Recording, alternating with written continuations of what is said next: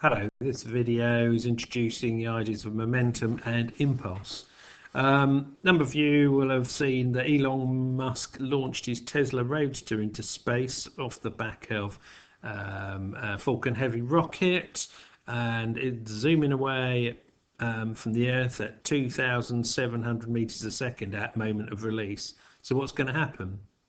Well, it's just going to carry on at 2,700 meters a second. It's going to be a slight adjustment for all the gravity effects around the sun as it heads off around Mars and places like that, amazingly.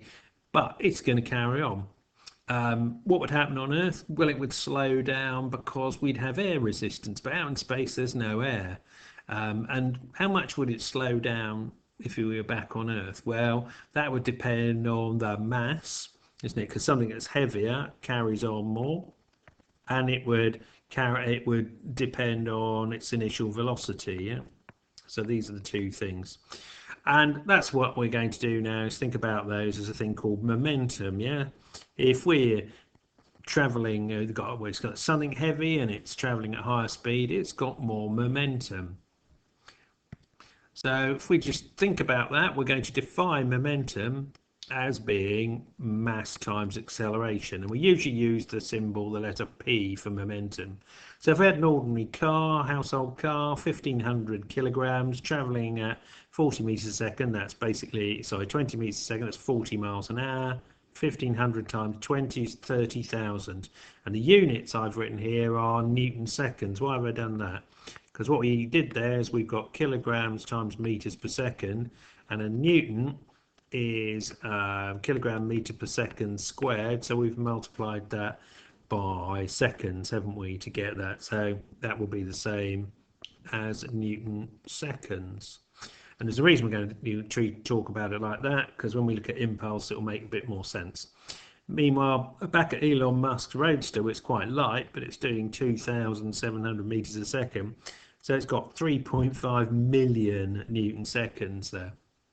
Okay, what's important is the second concept that fits with momentum. That's called impulse. So if I take my cricket bat and I hit this cricket ball, they're in contact for a short period of time, aren't they? And during that period of time, this cricket bat places force on that ball, and afterwards the ball goes flying off in that direction. Yeah. Similarly, for two snooker balls, this one comes up behind that one, bumps into it. They're in contact for a short period of time in which this ball effectively puts force onto that ball, and then that ball goes shooting off, and this one goes a bit slower, doesn't it? So this is called an impulse, because what's happening here is an impulse I, we're going to call it, is force times time, because if they had more force between the cricket ball and cricket bat, the ball would go off faster, it'd be more of an impulse. And if there was longer time, if it was in contact for longer time, it would go off faster, wouldn't it? Because we've got the force on it for a longer period of time. So impulse is force times time, and if force is changing over time during the contact, then we've got the integral of force dt. That's quite important because there's a lovely piece of maths here. If we take Newton's second law, F equals ma, well, we know that A is dv by dt. And if we decide to integrate Newton's second law, then the left-hand side, and we're going to integrate it with time, then on the left-hand side we get the integral of f dt. Well, that's impulse, so we looked at earlier. What have we got on the right? Well, we've got m dv by dt times dt. And in this, we can actually treat effectively that's a cancellation there. So what we've actually got is the integral of m dv. And if m is constant, then what we've got on the right hand side is just a chain. I put a square bracket around it. I've got mv and I've got square bracket because it's a change. So in effect, what we've just proved here quite quickly is that an impulse will result in a change in momentum. If there's no impulse, there's not going to be a change in momentum. If there is an impulse, the momentum will change. So let's have a look at this cricket ball example.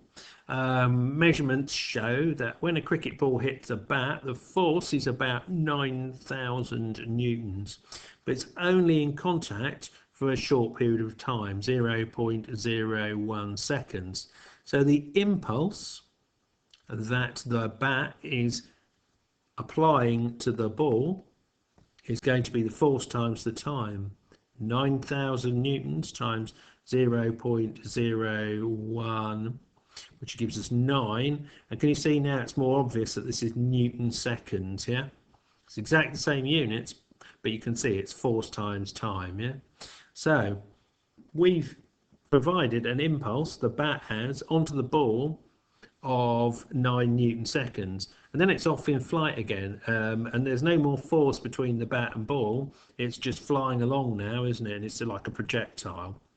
But what we can do is, using the law we just worked out about Newton's impulse and change in momentum, there we go, we can work out what the velocity is of the ball from that impulse. So if I just start off with that, what I would like to know is what MV, change in MV is. Well, I've got the mass, it's 0.16 of a kilogram, and the change in, there's no change in mass, so it's all change in velocity. So I started at velocity 0 and I've gone out of velocity v, and therefore I can see that my momentum change is 0.16 v. And that must be equal to the impulse, which we calculated just now. The force times time is 9 Newton seconds. So I can now work out what the velocity is, because that's going to be 9, the impulse, divided by the mass, yeah? So 9 divided by 0.16 is 56 meters per second. And we can basically double that. That's going to be about 120 miles per hour. Yeah, something like that. So if we could hit those sorts of loadings, which is about what Chris Gayle does when he hits a 6, then we're going to get 120 meters per second, 120 miles an hour. Okay, so let's quickly summarize. Momentum is the tendency for a body to keep moving. It's its mass times velocity, and we give it the symbol P. Impulse is a force applied to a body for a limited period of time, but it has the effect of speeding up the body, yeah? It's like an acceleration for a period of time, and then it just carries on without an acceleration. So this impulse is the force times time, yeah? And quite often we have to integrate it as the integral of f dt, and there is a relationship between impulse and momentum, which we calculated. Mathematically looks like that, algebraically. It's the impulse is the change in momentum. So there we go, that's a good start.